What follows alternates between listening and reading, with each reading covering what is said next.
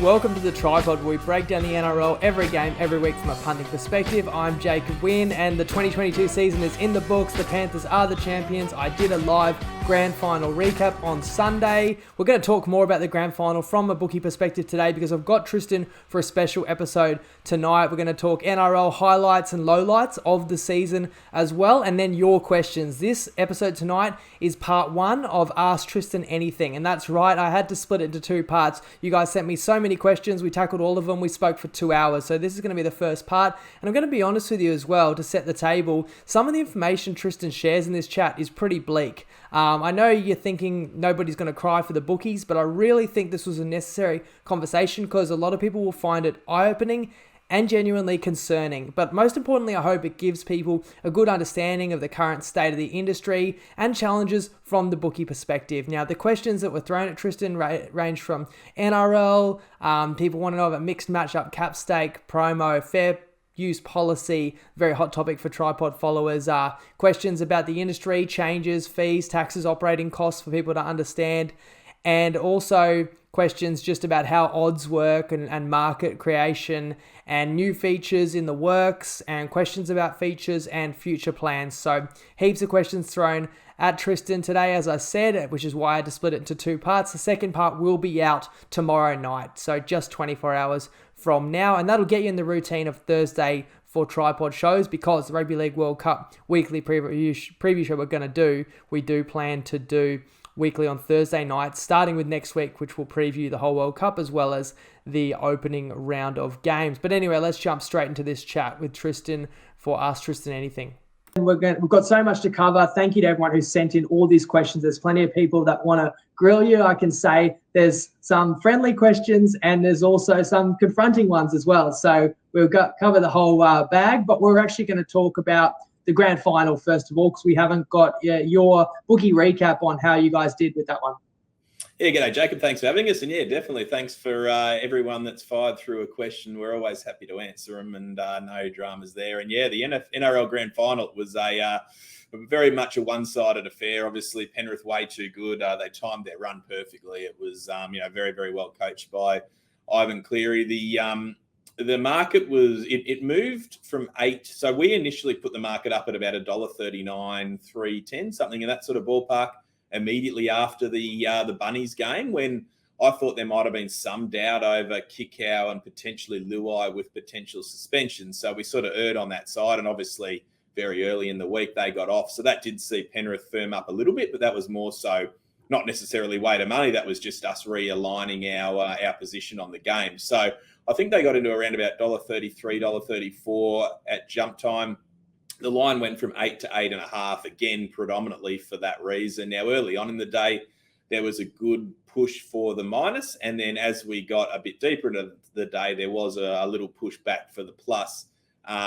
So from that end, it was reasonably balanced. There was certainly more money for the Panthers, which you'd expect at the minus, but there certainly was some support for the plus, which was good. So from our perspective, we had a nice book where, from whenever you can take a game on match day and you don't need to move the line too much, then that's when, from our perspective, you get money both ways at the decent sort of margin. But the punters came for a few of the other options. Obviously, when you get a lopsided game like that, your anytime try scorers, when punters throw in all the Panthers players, that can add up. Fortunately, from our perspective, Mike Acevo didn't score, so that was one that did save us a little bit. But probably the biggest go of the grand final out of all of the markets was Dylan Edwards getting the Clive Churchill. He was absolutely smashed. I think he was maybe $12 right at the start of the week, and then we just kept laying him, and he got into $6.550 at the death, which was a very sustained go. That was our worst result by a significant margin out of the entirety of the game.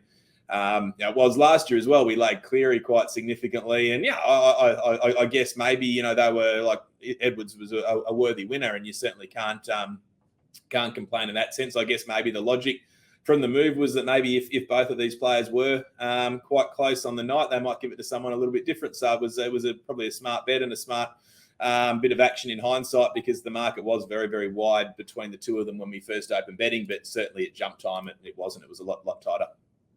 Well, I'll take that as a compliment, because we were one of the places that was tipping Edwards, and $11 we got about him on the Wednesday. And yeah, with the narrative award, voting subjective, I think he had that going for him, that he hadn't really received too many of the accolades, and it's a great story. And then he had the performance and certainly how he capped that game. And I've already kind of given my own personal recap of the grand final, but I'm curious, those couple of late Eels tries, many betting implications there. That literally sent the game over right at the end from a pretty unlikely source. Yeah, it did. And from our end, the totals was a pretty even, balanced book. We opened it up and the money came for the unders initially, and then there was a late push for the overs on game day as well. It was a little bit better from our perspective in that sense, but it's always difficult to work out because we won a little bit on the overs options at the end of the game, but a couple of extra try scorers. Obviously, Arthur, you don't lay too much in those same game multis, but anytime you lay an extra try scorer, it does add up, and there was plenty of those flying around. So it was probably a net no difference from our end at the end of the game. But yeah, it certainly would have had a lot of implications for a lot of punters because it did go overs on the back of it. And the other thing I was going to ask you on the back of those late Eels tries too, maybe nothing major impacted you, but that actually meant that Parramatta won the second half. And I'm just wondering if anyone had Panthers win both halves, Panthers second half line, or live betting. I imagine that a lot of people would have just been pumping into Penrith with the line that would have been ever increasing as they got off to that dream start, because a lot of us felt like if Para was any chance, it had to be in the first half. And once, it's 18-0 at half time, was it one-way traffic of people playing, Penrith to win by a big margin?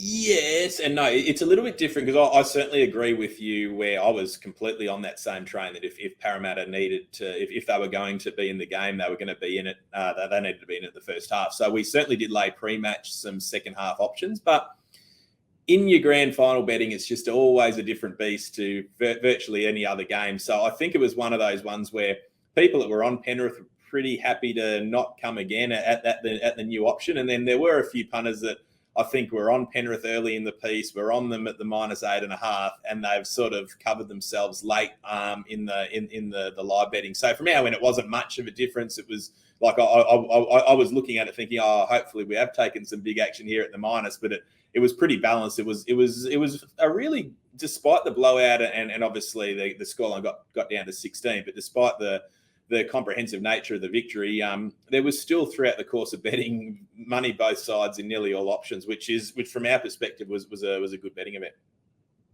Fair enough. Because when it was 28-0 with 20 to go, you could easily see Penrith winning that game, threatening that Manly 2008 grand final result of 40-0. And as you say, the margin ends up getting reduced to just 16 points. But the biggest talking point out of the grand final is probably where Penrith sits historically. And the craziest part of it all for me is that they're just showing no signs of really slowing down either. What would stop them really playing in the final game of the year for a number of seasons to come, because we saw that they were just dominant at every grade and every age group, and have got a young core, and people are already talking about them, in a historical context. It wasn't that long ago that the Roosters won back-to-back comps, but this is back-to-back comps and also on the back of a third straight grand final. And then you got to go back to the 90s with the Brisbane Broncos, this great Canberra Raiders sides, or do you go back to the Eels of the 80s? And I'm wondering your perspective on that from a betting point of view, and keeping in mind that you've already opened your odds for 2023, how short are Penrith versus other great teams have been in the past? Yeah, well, Penrith's opened up for next year at $3.75, so they're very, very tight. That is one of the shortest options I can remember in recent memory. You only have to look back where they were reasonably dominant last season, although towards the business end of the year, I think people sort of started to think they maybe were wobbling a little bit. So as a result, they opened up at around about the $6 mark this time last year, where they're $3.75 now. Conversely, I think probably the slight question marks from my end is obviously Api Coruscant moving on and Viliami Kikau moving on. Now, we've already seen Mitch Kenny cover Api over the course of the year. Obviously, the reserve grade side winning the New South Wales Cup and the state championship, and obviously having to do it with one of those finals matches where they rested all their teams as well. So it's a phenomenal effort. They've got some players there and a lot of depth, which I'm sure in the structure they've got are going to fill up, because let's not forget this time last year they were losing Matt Burton, Paul Momorowski, Kurt Capewell as well. So it's no different to last year, and they went to another level. And Nathan Cleary missed a lot of this season as well, and they were still very, very dominant. So, and I think the other thing you look at is you look at a couple of the other sides that were competitive this year, and you probably think on face value they may regress a touch next year. The Storm in particular, the Roosters looked really, really good at various times, but they to me they have that list where there's always going to be that question mark over injuries, and if they get their full team on the paddock, they're going to be very comprehensive. And then can the Sharks and the Cowboys repeat what they did? The Eels lose a couple, and the Bunnies seem to be very contingent on a couple of star players. So you look at it and you say, well, yeah, Penrith, certainly with the youngsters coming through, they're going to be very, very hard to beat. And you get to that point, I think, as well, where obviously the salary cap is meant to level these things out, but there seems like there's, whether you agree or disagree with some of the celebration, there certainly seems to be a big camaraderie in that group. So you wonder if there will certainly be an avenue of a lot of players taking a little bit less than market value to keep the core of that team around to create a dynasty if it's not already there. And that's a good point you make about the other challenges. Like there's no one else really putting their hand up. So if you look back at the Roosters won back-to-back comps, but they always had that counterpart of the Melbourne Storm that would at least keep their odds in check. And then Penrith has emerged as well. I'm wondering, and another thing, the Roosters won the comp in 18 and 19, then Cooper Cronk retired. So they wouldn't have been as short in 2020. And I think back historically, you don't go that far. I think the 2017 Melbourne Storm side's one of the greatest sides I've ever seen. But again, I believe Bill retired on the back of that season. So they weren't probably seen as strong as 2018. Now, you mentioned Penrith have their losses, but the depth is phenomenal as well. Let's just talk about the season overall. I'm just interested in your reflections, kind of how you did commercially with it, and your observations and memories of this year. Yeah, we had a tricky old season, and I think our probably learning tools, which we're going to have to take into the World Cup, is that we probably found ourselves where we overcommitted a little bit on some of the lopsided games, and it's still a learning curve for us with the same game multis and the evolution of these things, where the bad results can really compound from our perspective when you get these blowouts and these high scoring games. So we actively changed tack midway through the year, where we sort of realized that we needed to elevate the totals. I don't think the market caught up with the totals probably until a couple of weeks after it should have. There was a few weeks there of low scoring games, and I think maybe the mentality around the marketplace was, have the rule changes affected this? But in reality, we had some wet weather games early in the year, which I think really affected the data that was being used. So we particularly in the lopsided games made a point of trying to elevate the totals to sort of protect against some of those more lopsided results, because they were the games from our end where we really felt the damage, and it's something that we've got to work towards and learn and try to. And I think we had this similar conversation last year. We take on all of the punters early, and it's important that we're probably making our own assumptions to a quicker degree and not being as reliant on maybe what the marketplace thinks in those scenarios too. So it's something we definitely worked on and improved early later in the year. It was something I would have liked to have caught it probably 2 or 3 weeks earlier, but it's one of those ones where you're constantly always learning in this game.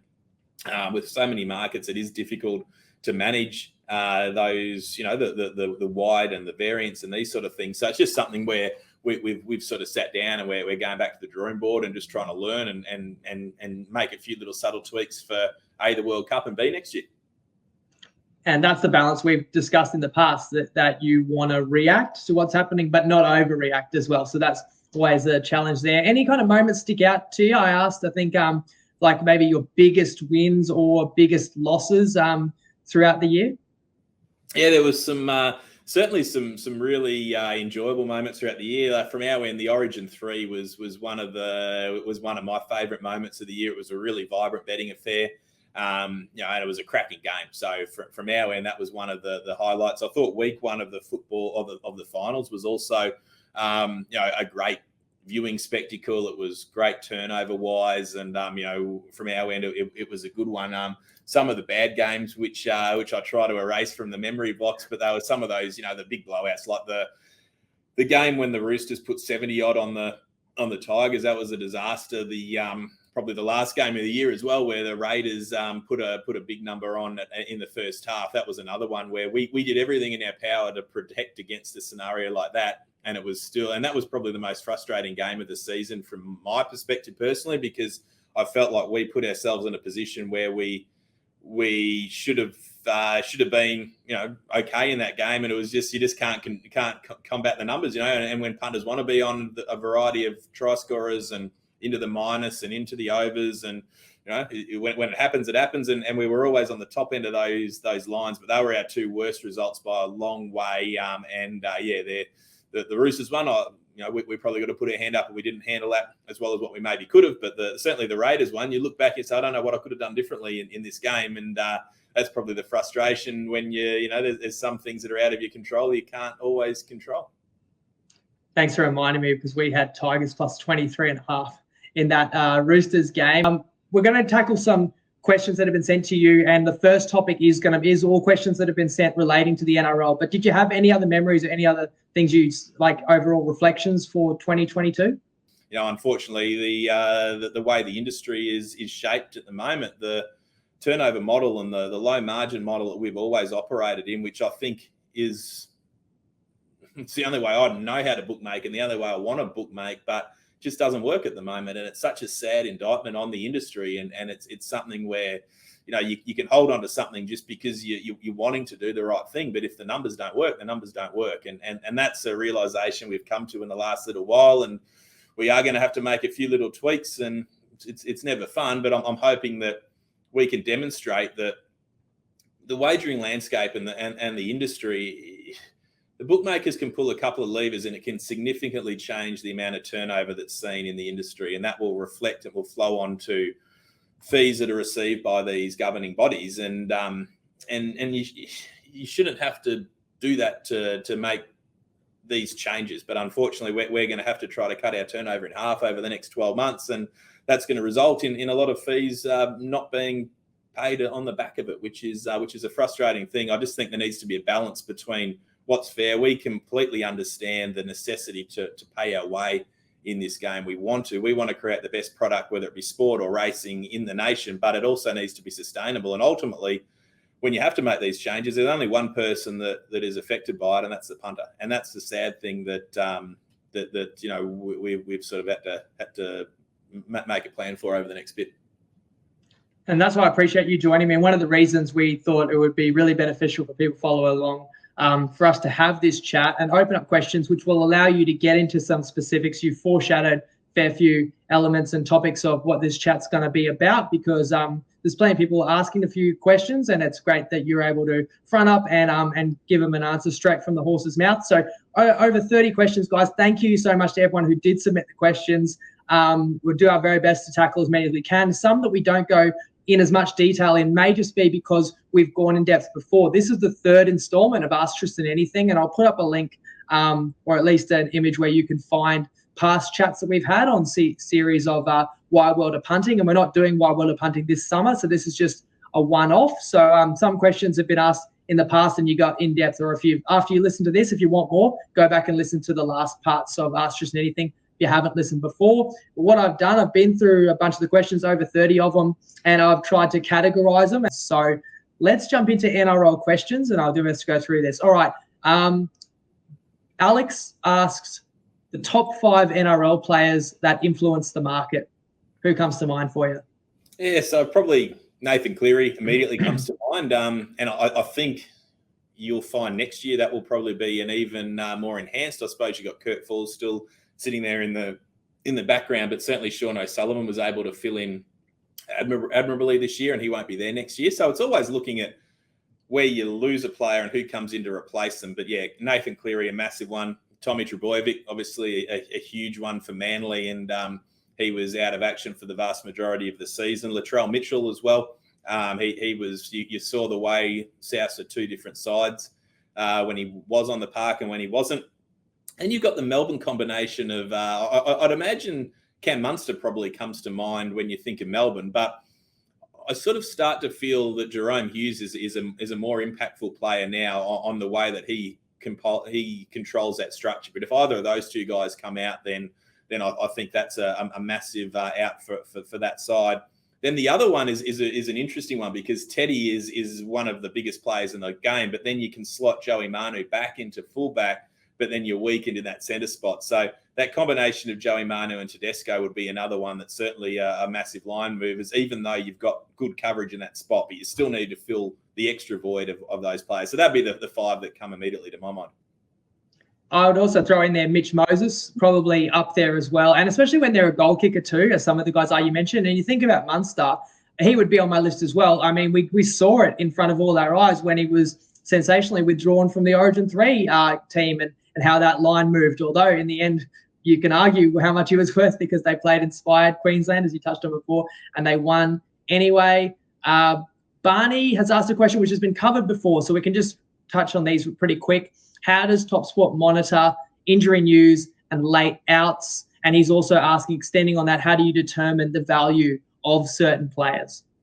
Yeah, so we monitor Twitter and our news. We do nothing different to what you guys do, really. And it's just a case of trying to have your ear close to the ground, being aware of players that may or may not be potentially in or out. And then, having a value for each player that's both going out and then coming in, and the net difference is obviously how that affects the line. But it's a key one where if someone was expected out and they're officially ruled out, obviously the market doesn't move as far as someone that is complete unexpected, which we had a bit this year. Like a lot of those COVID situations were completely left field, and they obviously cause the markets to move significantly. But yeah, we have no different intel to anyone else. Where we're monitoring Twitter. I find that a very good source. We're obviously keeping our eyes on news feeds, and we found the Munster information the same as everyone else when we had the Channel 9 news on the night it happened.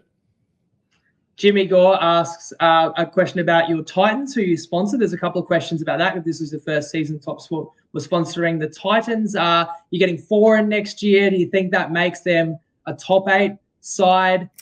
Yeah, I'm probably a little bit biased in answering this question, but I certainly feel the Titans aren't that far away from being a decent side. I feel that the addition of Kieran Foran, but more importantly, from my point of view, I think Verrills is going to be the key that unlocks that team. I reckon he'll go close to one of the signings of the year if he stays injury-free. I think Kieran Foran will add that leadership and that cool head amongst a group of young kids that are ultra-talented. So I certainly think they're going to improve. I think they've got the core group of players there that can be a decent football side. So that on the back of that question, Barney asks, your experience overall, how was it sponsoring the Titans and having the TopSport lounge there at Seabus Stadium?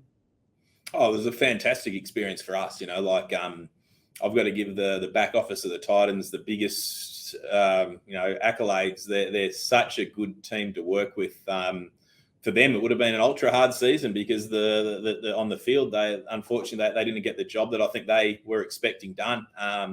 But yeah, we had a great relationship with them. It's been great for our brand to associate with a local team. For those who don't know us, our Robina office is literally 1 kilometre down the road from Seabus Stadium. So it just adds, locally, it adds a lot of credibility to be aligned with the local NRL team, and to have the lounge there. It's a great setup, as you and a few of the boys found out, Jacob. We love being associated with the club. Hopefully, we can continue that association a long time into the future. So we're back there again next year, and we'll look to continue that relationship and that partnership. But from our perspective, we loved it, and the team off the field were second to none. Well, if we're working together next year, I can tell the followers. I'll try and twist Tristan's arm and organise a tripod day again next year and see if we can get more followers to experience that, because it was a great day out at the TopSport lounge there. Jeremy's asked a similar question: where you get your inside info, or do you pay for any sources or have club contacts? So you've probably already addressed that. That you're just like any other punter out there, getting information from the typical media sources. I guess this one's kind of out of the category, but Jeremy has asked, what advice would you give to people to improve their punting? Don't know if you want to give people that advice or not. Conflict of interest, maybe, but he's saying in terms of staking or specialization with limited numbers of sports that you might punt on. Yeah, I think it's just like anything, the best punters out there spend time, and you can't expect to just roll in and do limited work and expect to win. It's a tough game, whether you're bookmaking or punting. You've got to be trying to secure the best price. You've got to be focused on what you do. You have to find the area of expertise in what you're really good at. And there's such a proliferation of bookmakers and markets out there now that you can really drill down and focus on one or two areas and be successful at it. So that'd be my advice. Be very structured in what you do. Make sure you have your limits and you have your staking plan in place. And when it inevitably goes pear-shaped, because it goes pear-shaped for everyone at various points over the course of a month, a year, a decade, make sure that that's when you don't chop your head off and pop the pumpkin on. And that's the biggest bit of advice that I can give to anyone. And I see it for yourself as well, Jacob. Like some of the people that come out of the woodworks when you're in the midst of a bad run, it's horrific to see. And everyone's out there trying their best, but it's trying to make sure that when you are in the midst of that bad run, that you go back to what you've done well. You make little tweaks, but you don't throw the baby out with the bathwater. That's all. That's the biggest advice I can give to anyone, because that's when, everyone, the best punters in the country, in the world, have bad runs. There's just no way of avoiding it, but it's making sure when that happens, you downstake a little bit, you wait till you find that confidence. And when you are riding that wave, that's when you can really play things up. So that's my biggest bit of advice. To stay structured onto a couple of little areas that you can show discipline on. I think that's very sage advice. Nick asked a couple of questions here. Why don't bookies ever offer the reverse of anytime try scorer, like a player not to score? And he got answered in the question in the thread, but it's still worth addressing this one, because many people might not realize this. I didn't even know until about a year and a half ago. You do offer player try markets, and you can bet players, at least starting players, to score 0 tries in a game, which is the inverse of anytime try scorer. Do you take much action on those bets?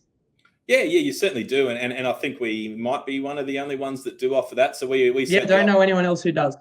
Yeah, for the teams or for the players that are not expected to score, but the shortest in the to score a try market, we do that for AFL as well, to score a goal. And it certainly adds a bit of integrity to your pricing, because you have to, if you got a bloke up really short to score a try, if you think, well, that's too short, well, back 0 tries. And that's something that we certainly take a lot more action on the to score a try market, but you certainly have a lot of punters sniffing around, particularly earlier in the week, or when a player's moving from the wing to the centre, or, to a position where they're going to be less likely to score, rather than bet around that player in the to score a try market. They chime in for the 0 tries. So you can back them, I think, at 0, 1, 2, or 3 plus. So it is a good little market, particularly in those low scoring games when obviously punters think that it might be a slugfest.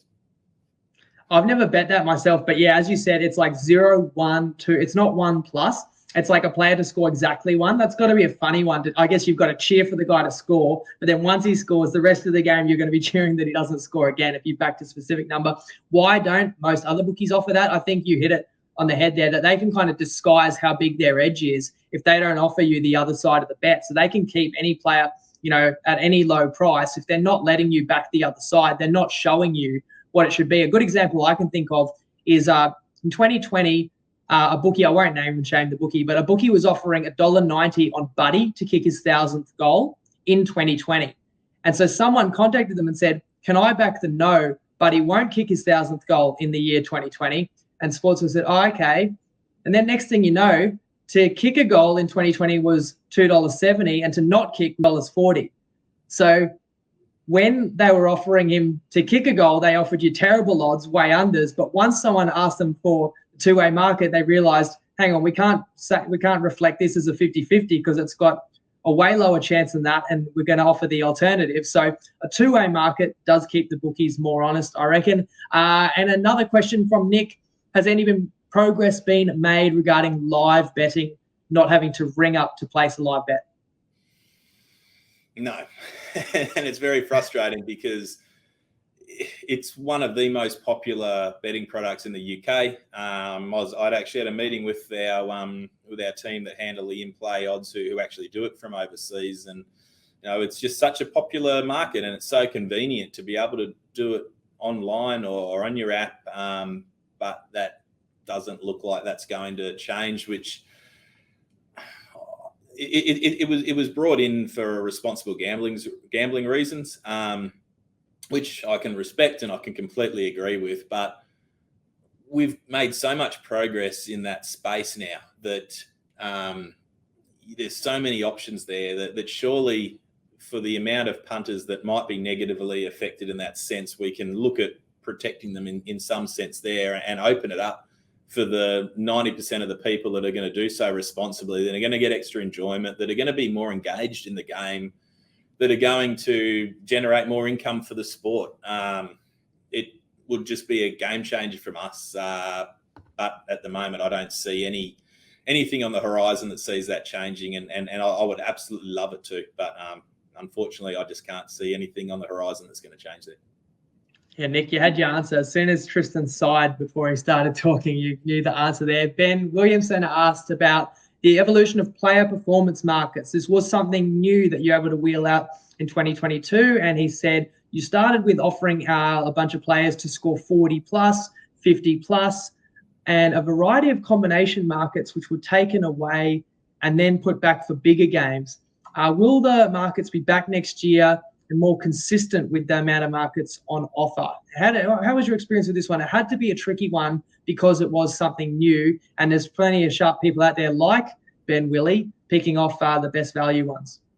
Yeah, for sure. It was a unique market. We were very keen to get it out, and we'd been talking to the team at the NRL for a long time about getting something in place, which we came up with this player performance market, because you can't bet individual stat markets because of the perception of integrity. So we rolled this market out. It was unique, and it was absolutely smashed. Punters loved it. They absolutely loved betting in that market.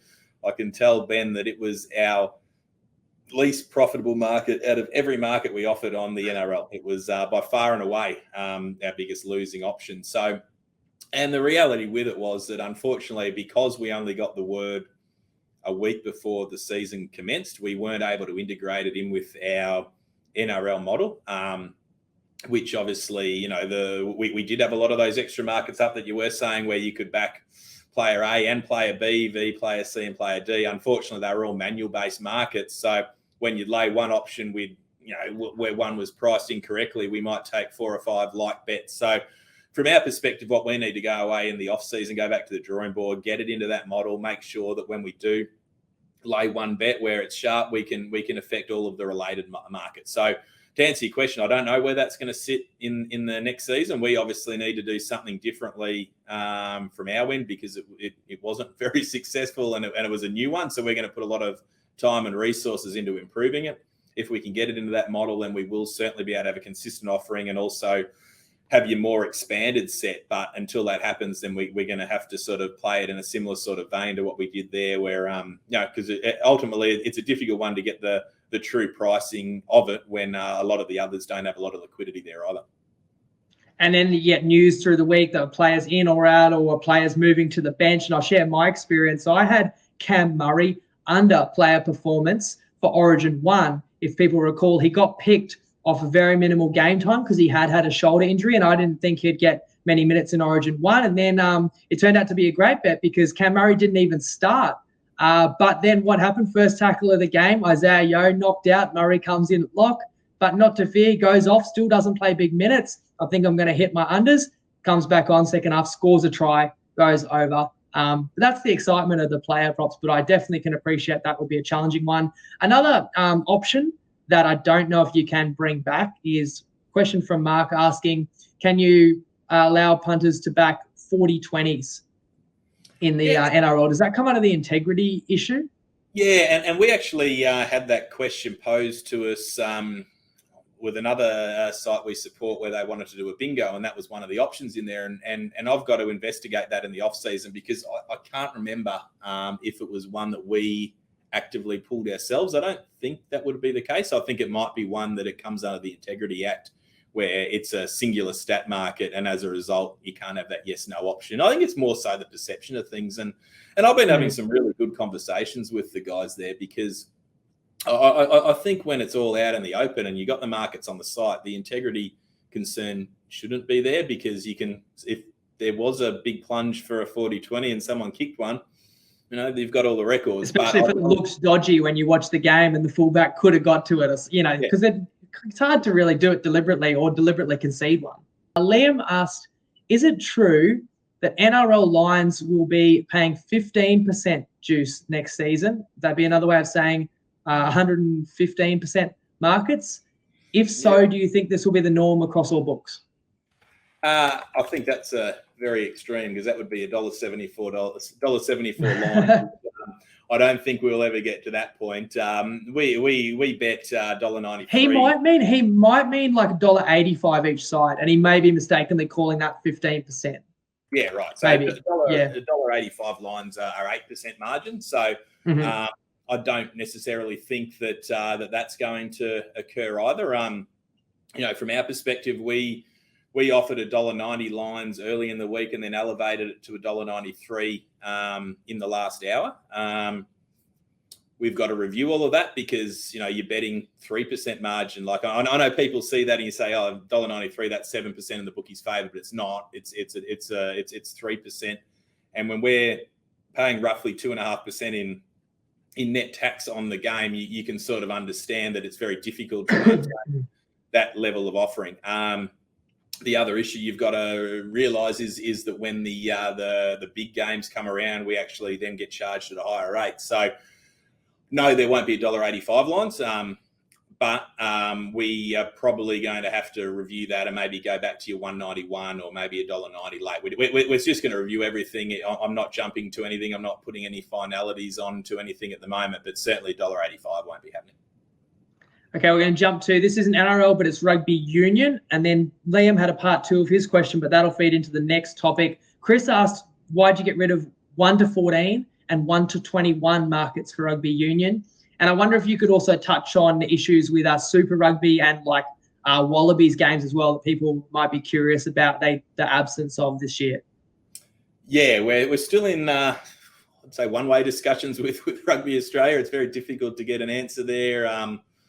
They won't allow us to offer the product at the moment for a variety of reasons, and it's frustrating, and I think it's very short-sighted, because I think that we offer a different opportunity for punters to get set on their product, but at the moment we're not able to offer rugby until we get that ratified by Rugby Australia, and I don't know when that's going to occur. I've answered every question that's come to me, and it just seems like there's no further responses coming at the moment. So I'm not sure where that will end up. I can't preempt that. I can't, and that's the frustrating thing. I would love to say, despite the issues that we've had with and which we'll touch on with the taxations and the variety of different, fee structures in the industry, both sport and racing, I feel like I've got a really strong relationship with virtually every other racing and sporting body in the land, and at least I can give constructive feedback, whether they take it on board or not. It's always very amicable, and there's never any it's just people having a different point of view, but at least we can express that. Where rugby, we just don't have that relationship for whatever reason, and I don't know why, and it's frustrating, like, for you guys not being able to bet. At least I say this with with transparency, at least you can bet elsewhere. We can't put a market up. It's you got no idea how frustrating it is when you've got a Wallabies against an All Blacks game, and we literally can't put a market up when everyone else can. And I feel we're acting well within the framework of what we're required to do. So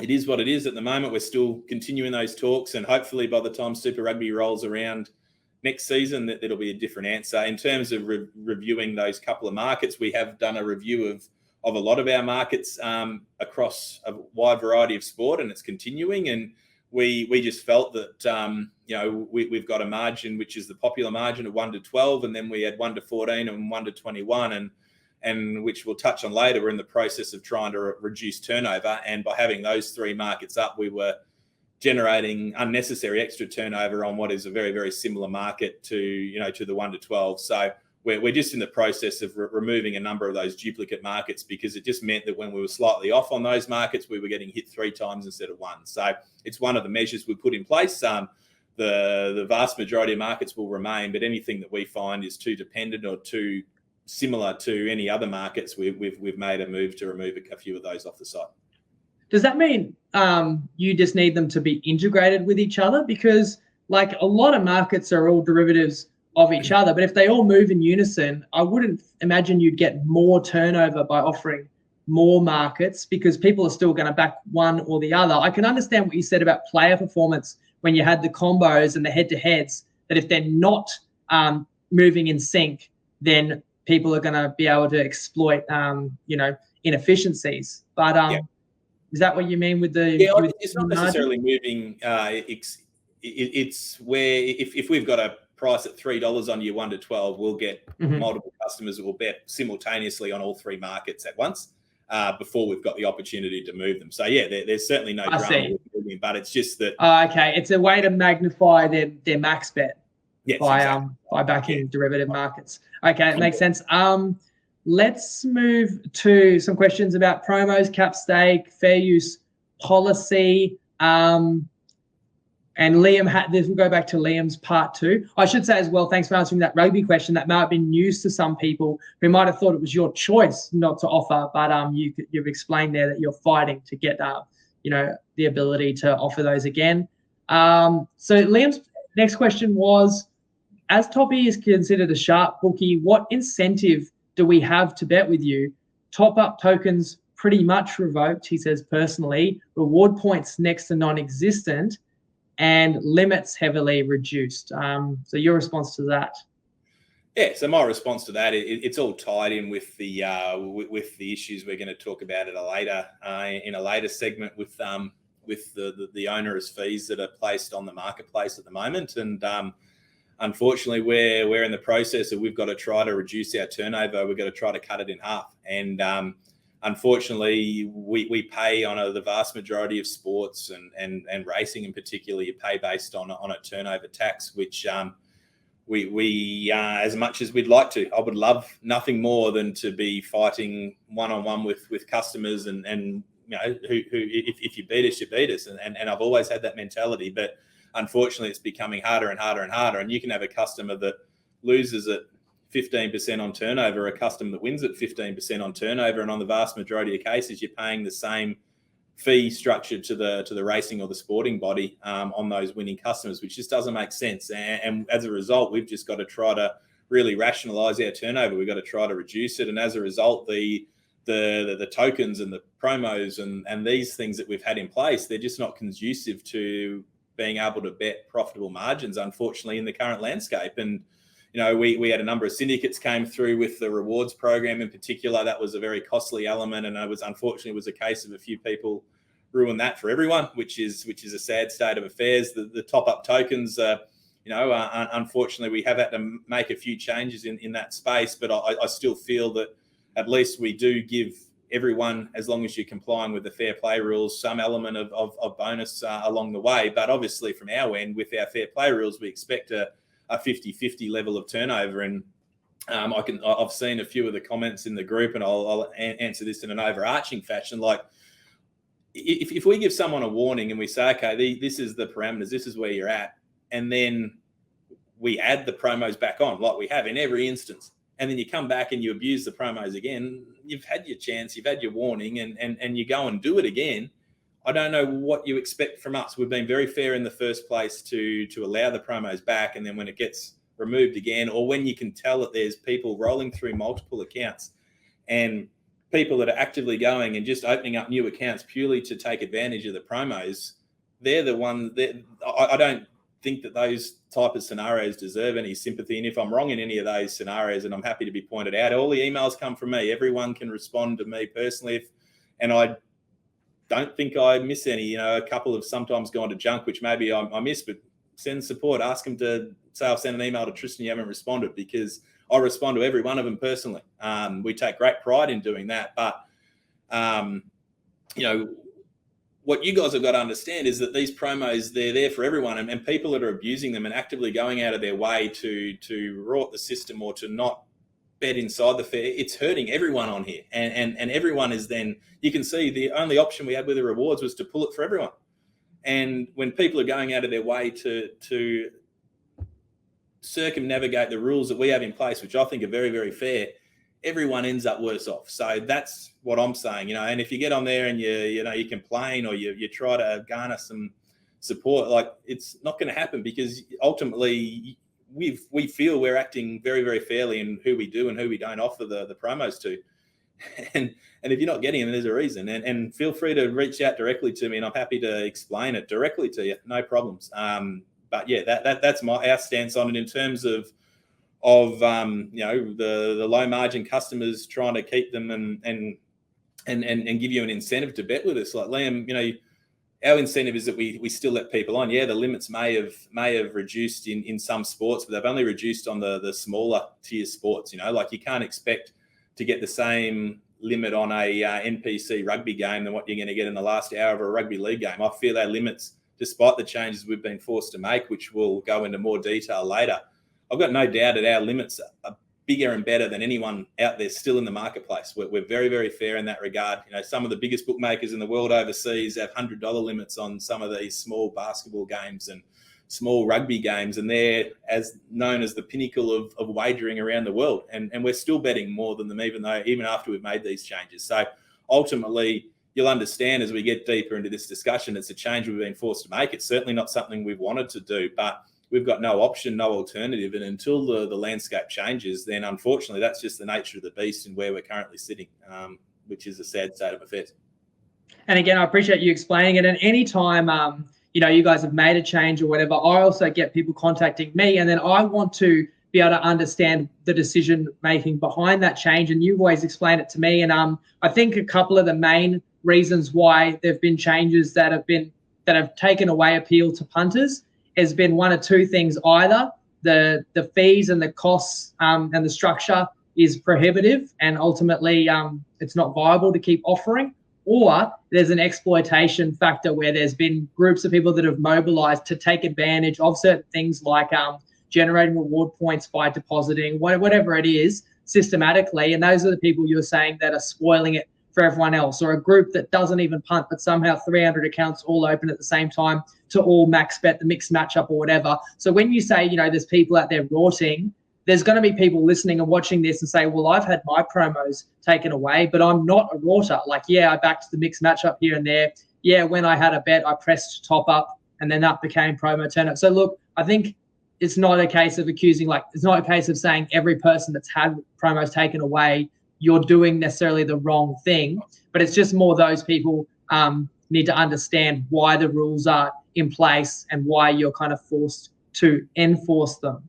Yeah, for sure. And we'll touch on that aspect next. And I think, like, the point I was making at the outset is that the vast majority of people, when I send that initial email out, which, hey, your turnover is X and Y, and 90% of people come back and say, I didn't realize it was so imbalanced. Thanks for letting me know. I'll reach back out. And then they reach back out and they've turned over a significant amount more, and we pop it back on, and there's never an issue ever again. And they understand it, and we're very transparent in that.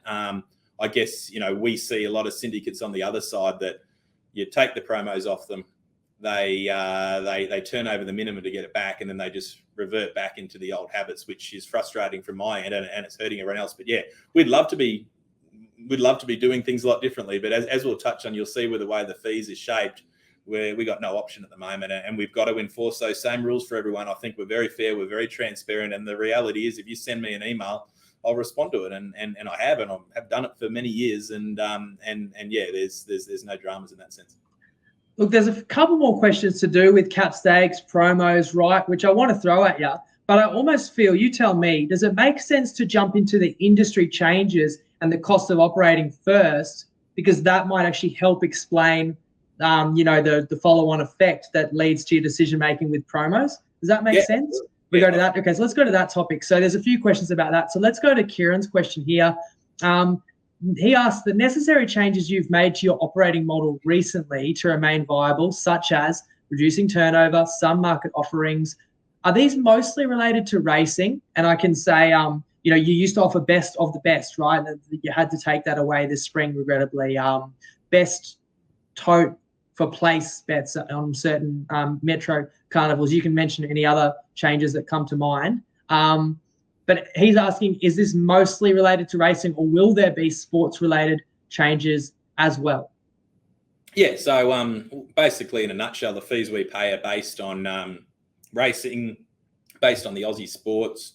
You've got point of consumption, which is an overarching feature where you pay a fee based on where the bet's struck by where the customer lives. And I think that's been the tip of the iceberg moment, because a lot of the point of consumptions have changed significantly in the last 3 months. New South Wales, for example, went from 10% to 15%, which is a 50% increase, basically with a week's notice. Queensland have gone from 15% to 20%, but there's a bonus bet element in there, which has basically seen that double. And that's doesn't kick in until the 1st of January, and they've at least given us the option to reassess and refine our model. So from our end, those fees apply to racing and sport, and they're significant. The racing side of things, obviously, we're in the middle of spring, or getting to the start of spring, should I say, where they're the most pronounced, and there's a large amount that is tied to racing, the racing fee structures. Now, the reality is there's a lot more margin in a race, in a horse race, than there is in a sporting event. As I touched on, we were betting 3 and a bit % markets on your league lines, which doesn't give you much wiggle room. And when you get the net average of that, it comes down to probably about a 2% expected margin when you've got to move bets based on the sharp activity. And from an NRL perspective, you pay a percentage of turnover or revenue based on if you've made more or less over the course of a month.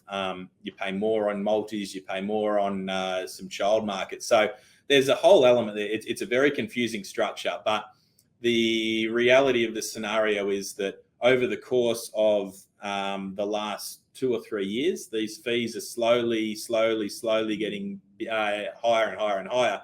And we've got to the tipping point now where we haven't been able to maintain the same level of products as what we did 2 or 3 years ago because of the way the fees are structured.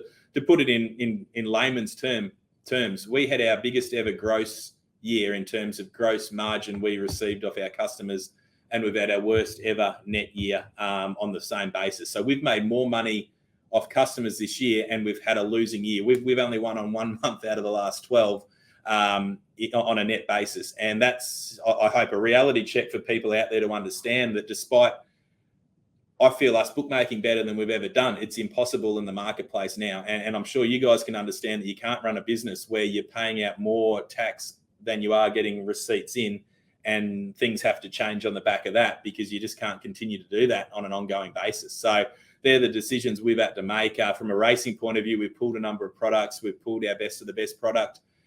We've pulled our best tote place offering. We've made a number of couple of subtle changes. We've increased our margin a little bit. All of these things are areas that we didn't and wouldn't do if the taxation structure wasn't the way it is. But unfortunately, that's the nature of the beast. That's the nature of the landscape at the moment, and we've been forced into making those decisions to try to be viable going forward. And on a sport basis, we are going to make a few changes in that sense as well. We're just going to have to pull back our margin a little bit on some of the smaller sports. We've always been very proud of saying that we're happy to bet everyone to win 500, but on these smaller sports, I think people can appreciate that a Lithuanian basketball game is a hell of a lot different to an NRL. And we always had those difference in distinctions in limits, but we are changing where we always, for even the smaller events, 500 minimum, we're dropping that to 250 in some instances because it's just the marketplace just isn't there anymore. It's changed. We were betting $1.90, take your pick on a lot of these games, and you look around at the marketplace and it's $1.83, take your pick everywhere else. And even some of those real big bookies overseas, as I touched on. So we've just got to put ourselves into a position which is comparable to the rest of the marketplace. And we've fought this pretty hard for as long as we can, but at some point we've had to make a change based on the environment that we're currently in. And as soon as that environment switches back to a point where we can re-offer these products again, then we certainly will. But and don't worry, we're fighting just as hard to try to get those changes to be made, because the point, and the only way I feel anyone is going to listen, is we've got to try to drop our turnover from 1.2 billion a year to 600 million a year. Now, what business in the world spends the amount of money we've done over the last 2 years to try to grow our brand, to try to grow our business, and then we have to make the decision and the realization that that's our only option we've got, is to try to cut our turnover in half? And it's not something I want to do. It's certainly something that we don't want to have to do, but it's our only choice. And that's just the nature of the beast. That's the marketplace out there at the moment thinks that people betting into the industry, they're turning into a poker machine, which is sad, and it's something that I completely stand against. But we just can't continue to be the only ones standing up and not changing our model. We've had to do it, and it's one of those ones where it's a sad thing to do, but it's something that we've got no alternative. Yeah, it's genuinely disappointing to hear. And I've chatted to you about some of this stuff before, and it does feel like some elements of the system are broken or rules are made without a full understanding of the repercussions and who ends up paying the price. And often it has to get passed back down to the punters. I also had a response to what Liam said before, ultimately, when he said, why should people bet with TopSport? It's like the same reason why you should bet with any bookie. I mean, just bet with TopSport when the bet that you want to make, when they've got the best odds available, or equal best odds if you think it's more in your benefit to use put the turnover through Toppy, or if you've got more confidence that you're going to be able to get more on with Toppy. I mean, obviously, if another bookie lets you get on for more and better odds, there's no discussion. So, I guess, Tristan, you're trying to be as appealing to customers as you can be, but if it's not possible for you to offer certain extra incentives for people to punt, then you understand the result of that is going to be people will look elsewhere. And you said you unfortunately are actively going to have to reduce your turnover. So that's going to be the result. Kieran asked as well, just if any come off the top of your head, Tristan, are there certain sports with like higher fees than others?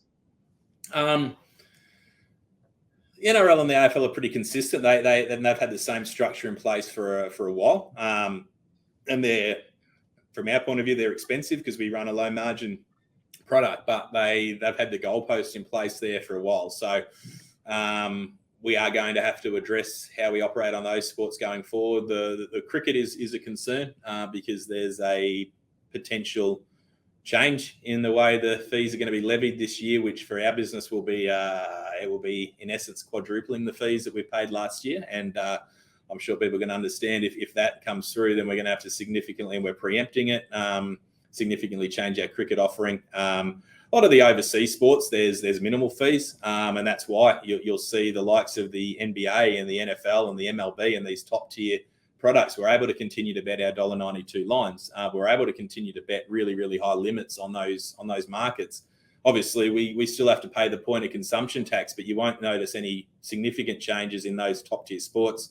The smaller sports don't have the fees. That's more of a case of, we just need to create a distinction between the top tier sports and the lower tier sports where we've been out of step with the marketplace. So in terms of answering your questions, the Aussie sports are really the ones that are of concern, and we just have to be realistic. If we're being charged, around about that 2.5% mark, we can't be betting, $1.93 lines anymore. It just doesn't work. You guys can do the maths. You're probably all smarter than me at that side of it, and we've probably held onto it for a touch too long. So, and it's just the nature of the beast. We were offering those prices well before the product fees came in. We tried to continue to do it.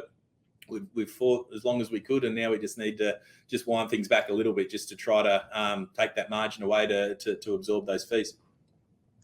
Well, I'll just finish off Kieran's question here where he said, many thanks, Tristan. Your insight is invaluable. The way you run your bookie is admirable and much appreciated by punters nationwide. Hopefully you can continue a strong relationship well into the future. So that's a nice way for Kieran to sign off. Okay, Siebes asks, as a business, and this kind of ties into your profit margin, what kind of margin do you aim to make per event? Or for example, a horse race or a 50-50 line or a head-to-head, whatever it is, do you have a goal profit margin you're trying to get? Our goal profit margin is a lot different to, I would suggest, what's out there in the industry. So basically, in a nutshell, to give people a realistic understanding of what you need to do to break square, you really need a customer to generate a margin of 7.5% now for that customer to be break even. And that's a very hard thing to do. And I think that's way too high, personally. I think that for a customer to have to generate a margin of 7.5% is not on. And to clarify, does that mean that someone's getting 92.50 for every 100 they're betting? Yeah, correct. Right. Yeah. So for every every $100 they turn over, they get a return of $92.50, and that's break even. Break even because of all the fees associated.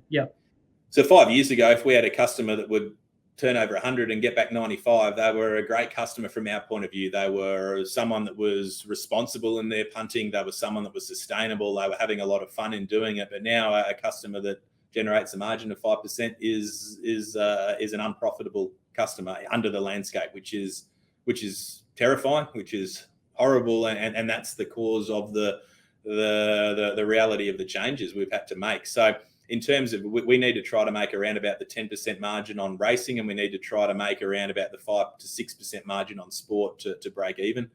And it's a difficult thing to do, but that's just the way the fees are structured, because you have a multitude of different ways in which they're calculated. They're calculated so that they're higher over the peak periods, which I can understand the rationale behind that. I can also not agree with that, because ultimately in those periods you're turning over more money anyway, and from my perspective, they're your flagship events. They're the ones that you want to be able to offer better prices, more attractive prices, get people engaged, get people tuning into a rugby league game and getting a great bet, getting an option where they're getting good value and they enjoy it, and they'll continue to bet on rugby league throughout the course of the year.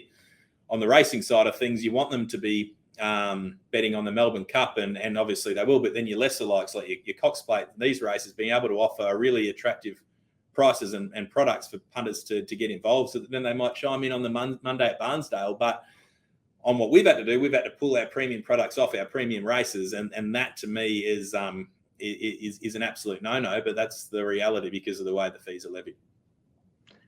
And this kind of ties into non-profitable customers. Hamish asks, do you ever regret the decision of not banning punters who win large amounts of money from you? And do you ever get nervous when you see some big bets coming in?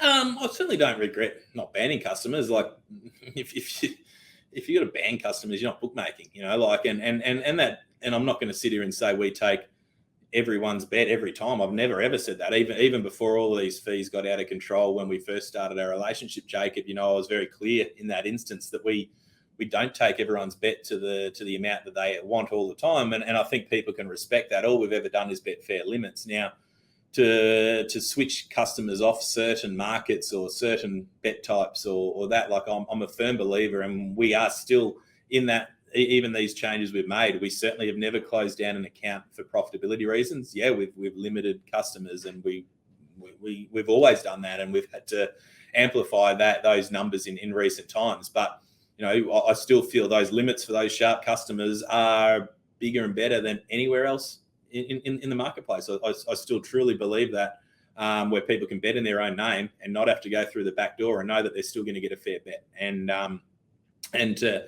answer Hamish's question, ultimately you're bookmaking. You're putting a position up on the board, and you can't have a market up on your site where some customers can get access to it and other customers can't. And that's something I fully believe in.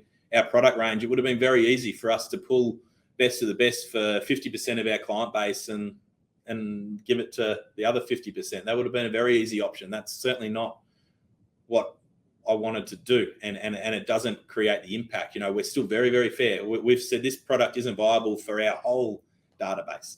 We could have offered it to some people and continue to do it, and we haven't. And that's something that, something I continue to stand for, and that's where we need to be able to offer these prices for everyone. We've had to reduce our margin on a number of sports. That's for everyone, and that is, I hope people can understand that. Obviously, the people that are asking these questions are on the sharper side of the scale, and but you can see what we're doing. We're not doing it because we want to. We're doing it because we've been forced to. And then, do I get nervous when big bets fly on the screen? Yeah, but I get excited by it as well. There's nothing more enjoyable. Like, I'm a punter at heart.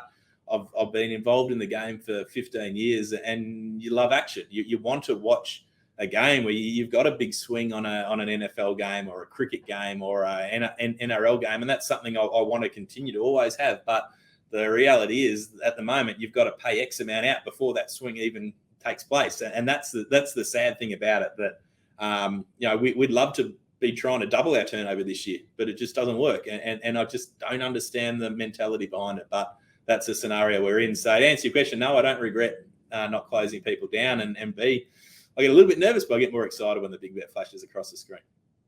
And I can vouch for you as well that you are fair to a fault because you are treating everyone the same. Sometimes that's why sometimes some people exploiting things ruins it for everyone else, because everyone gets treated the same way, and no one has ever had their top up button, reduced or not been able to get on cap stakes. And when they've emailed you and said, why not? No one has been told because you're winning too much. It's always comes back to because you're being judged by the exact same rules as everyone else, which is, turnover ratio, which we'll get to. But let's talk more about the industry and these.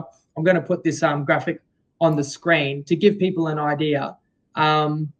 This is a customer that puts in $100 on a given Saturday race day, and depending on whether or not the bookmaker is under the 5 million annual racing turnover bracket for that state, there are vastly different tax implications. And 5 million in one state for a whole year is your smaller bookies, fair to say, and TopSport is well above that. So you're in the higher bracket of tax, but you're still not operating on the scale of the biggest bookies out there that people know of, that have the advantage of the massive scale of turnover, as well as maybe being more selective with who they let have a bet. So you're in that worst scenario that you're paying the highest tax rates, but you don't have the most profitable business model. And to show an example of the extremes, if you are under that threshold and someone had $100 on a race day, and in this example, they have a good day, they come back the next week and they proceed to lose. Someone would look at that on face value and said, well, they've put 100 in, they've ultimately lost it, so that should be good for you. That punter, you will end up paying $21 in tax, so you'll still make $79 off what they deposited ultimately. But if you're over the threshold, you will pay $157 in tax, which is pretty crazy when you consider that's a punter that put in 100 and lost it is going to cost you 157. And it's not as if every punter loses every deposit that they put in as well. So that right there kind of probably highlights that there's something wrong with the system. Yeah, exactly. And so a couple of things, just to reiterate your point. So basically, someone's put in 100, bet over 2 days, got their balance up and then lost it, turning over a total of 2,100. So they've lost it 5%. Under threshold model, they pay $21 in fees. Under when you're above threshold, assuming they're your only customer, and that's a big assumption, but it's basically saying if you win and lose on a given day, which for our business model happens a lot where there is variance involved because we run at that lower margin, you pay 157 on the 100. Now, that's a customer that's losing at 5%, which I touched on used to be a great customer. Now they're not, as you can see. Now, we haven't that's our product fee and our point of consumption tax. We've then got to pay our staff. We've got to pay our electricity. We've got to pay everything else that goes along with it. So I want to also be very, very clear that I'm not saying that these smaller bookmakers are getting an unfair advantage in that sense and that I disagree with it. I think that the smaller bookmakers absolutely need to be of that benefit and they need to be given an advantage against the bookmakers at scale. The big problem and the big flaw is that when you are under that threshold and you turn $1 over that threshold, you go from being in a very fair taxation bracket to being in an immensely unfair taxation bracket. And as you touched on, we haven't got the benefits of scale of the bigger operations. You look at a tax system, everyone pays income tax and there's 5 or 6 thresholds. That is a very, very, very easy solution, because I'm not just saying this to whinge from our point of view and to explain the differences, but you need to have an industry where, as a bookmaker, you're not trying to stay under the threshold. And that's what all of the smaller bookmakers are doing, because they can see the danger. If they get above that threshold, they know it goes from being a viable business to being a very, very difficult business, and in some senses an impossible one. We've done our absolute best to try to grow over the last 2 years. We've put a lot of money into marketing, into promotion to try to grow our brand.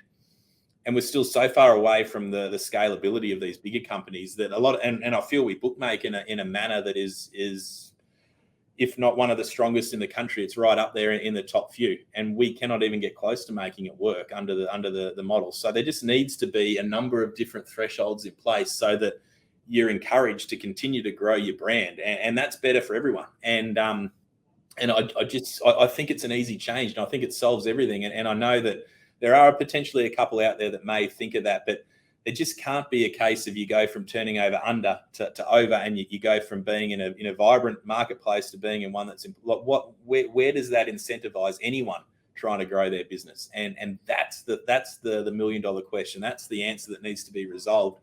And that, as you can see, that example, it goes from $21 to $157. It's too big a difference. And when you've got that benefit of scale, it's unlikely you're going to have an instance where you're winning and losing on those given days, because you've got so many customers which shelter that. But for us, you put a couple of zeros onto the end of that, where you've got a really sizable customer that has a big winning day on one day, and he decides to go out for dinner. Hey, I've had a good day. I'm going to go, and then maybe he pulls the money out, then he redeposits it the next Saturday. That happens all the time. And you add zeros onto those numbers, and you can see how out of control it gets. And that's the impact. That's why we have to actively try to reduce our turnover. And no, we're not going to get close to those thresholds, but we need to find a way to smooth out that variance, because at the moment we can't afford to have winning and losing days, because that's where the danger. And it happens with the NRL as well, because you pay on the higher of revenue or turnover over a monthly basis. And if you have one big winning month and one bad losing month, you're in a horrible position. And that's the problem with the cricket model, where they're trying to bring it in. They're trying to go from a month-to-month basis, which is somewhat fair, to a match-by-match basis. And if that comes in, that completely changes our whole business model on cricket. And unfortunately, I can see the writing on the wall there, and we're having to preempt a few things. So that's the key point that I think just sounds wrong, and that seems to be the big issue, that you're paying tax in two different ways. If you're winning and if you're actually making profit, they want tax on that profit. Now, that sounds fair in itself. But when you're losing, you're still paying tax on turnover. So you're getting hit either way. And I guess the analogy there about how the thresholds just don't seem to work, to me, it sounds like you can have a choice of having a yearly salary of under $80,000 a year, and you're going to get a super low tax rate for the whole amount. Or if you go a dollar over 80,000, suddenly your whole salary would be subject to a really massive tax bracket. Well, nobody would want the higher salary. It's actually like counterintuitive that the higher salary, which should be better and should incentivize people to want to work harder or, get a higher paying job or whatever. But if it's just a flat rate based on what tier you're ultimately in, not thresholds as you work the way up, then you're disincentivized to go higher. And that just seems like a big problem. Is there any other points you wanted to make on that topic before we tackle more questions? Like, you've touched on a bit there, but like changes you've lobbied for, how would you solve it? Yeah, well, like for me, and again, I want to stress that this isn't us whinging or complaining or whatever. Like, this is us saying we've got to make this move to be viable under the landscape, and that is affecting a large group of customers. And that, I guess, is the thing I want to continue to stress, that I've done this for 15 years. I don't want to be doing this, but I can't do it anymore. Like, that's just the reality. And the thing that I want to stress is that by doing these changes we're making, it's affecting us negatively. We're reducing our turnover. It's affecting the punters negatively, because there's going to be less people that can get on, and it's affecting the industry negatively, because they're going to end up getting less fees out of us at the end of the day. So everyone's in a worse position. Like, how does that make sense to anyone? And that's the fundamental issue that I'm trying to raise. I've been lobbying for different thresholds. Like, you can't have it where you go from $1 over, all of a sudden it's horrible. There just needs to be 5 or 6 thresholds so that everyone's in the same boat. Everyone knows what the goalposts are. And you've got a bookmaker there that's turning over their 4 million and says, hey, I'm actually going to try to turn over 10 million this year. I'm going to do some things which are going to spice things up. I'm going to try to get more customers. I'm going to offer more incentives here to grow my turnover, because I know that, okay, the difference between 5 to 10 million is only an extra X amount, and I can still work with that. And that, when you can do that, and you can get these 80 or 95 bookmakers that have popped up that are all, the 90% of them are trying to stay under the threshold at the moment. If you can get half of them wanting to try to go up to the next threshold, that's when turnover really increases. That's when the marketplace comes alive. And that's when the whole industry is better off on the back of it, and punters are better off on the back. Competitiveness drives competitiveness. At the moment, we're trying to be anti-competitive, and that's just doesn't make sense. So that's the point I'm trying to make. I hope you guys can see and you can understand it, that when you look at those numbers, someone losing $100 over $2,100 turnover over 2 days, and we're paying 157, it just doesn't make sense. And I would struggle to find anyone that can make sense of it. And unfortunately, the reality is a lot of these decisions are made off the really big bookmakers that do run at high margins. And unfortunately, we're not all in that boat. And there just needs to be a difference in how it's levied. Another analogy I've got, and you can tell me if this is kind of accurate, you might have like a stadium, or the regulators or the industry wants to generate more revenue out of this stadium and says, you're doing well, we're going to make you triple the price of your tickets and triple the price of your food and drink. And what they don't seem to understand is if you do all these things, you don't get a lot more money, because you're going to turn people away, and you're not going to just magnify the amount of money you get out of somebody if people stop going and people stop using that service. And the equivalent in betting is, if turnover reduces, then their goal to try and get more money out of you by increasing the fees is going to be undermined, because the turnover has to be reduced for you to survive.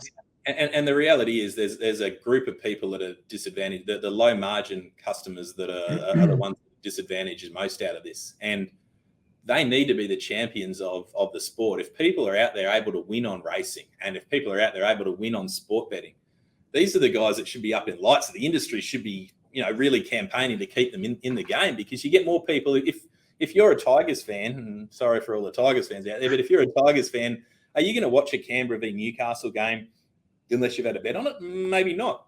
And if you've got the ability to have a wager, if you've got a smart punter that's tipping it, and all of these people are going to be forced out of the industry, because by us having to drop our margin, it's going to affect everyone. And all of a sudden, certain people are going to be squeezed out. And that's the thing that, and it's difficult to turn that around. We've had a lot of customers, you pull best the best, I'm not going to wager with you anymore on a Saturday. Well, I'm sorry about that, but that's the reality we're in. Now, you can't just add the product back on and these guys come flocking back in. Once the horse bolts and you've left the door open, they're gone, and they might be gone for a long period of time. And I'm conscious of that when we made the decisions we made.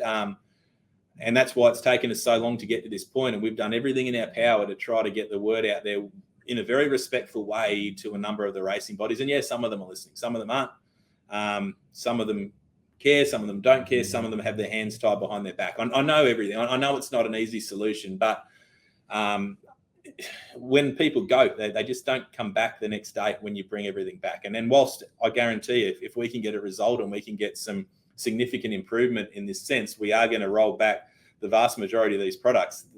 Your turnover doesn't go from X to Y back to X again the next day. It takes time, and it's going to be a slow burn. So it's an interesting time for sure.